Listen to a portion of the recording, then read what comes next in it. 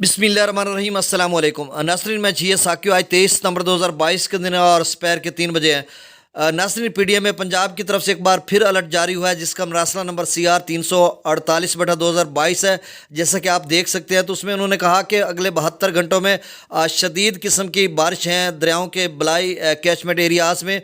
पाँचों दरियाओं की उन्होंने बात किया, दरिया रावी, चनाब, सतलुज, झेलम और सिंध की, और ख़ासकर दरिया सतलुज के हवाले से उन्होंने ज़्यादा ऊपर मेंशन किया, जैसा कि आप इस तस्वीर में देख सकते हैं कि जिस तरह से उन्होंने बताया। तो इन दरियाओं के बलाई कैचमेंट एरियाज़ में शदीद किस्म की बारिशें हैं, तो क्या हो सकता है, इनके जो मुतलका नदी नाले हैं उनमें तुग़यानी आ सकती है, या फिर इन दरियाओं में भी तुग़यानी आ सकती है अगर 72 घंटों में शदीद किस्म की बारिशें हो जाती हैं। तो इस हवाले से क्या सूरत हाल रहेगी, ख़ासकर जो मशरकी दरिया हैं रावी, चनाब और सतलुज, इस हवाले से शाम को मैं आपको अपडेट करूँगा।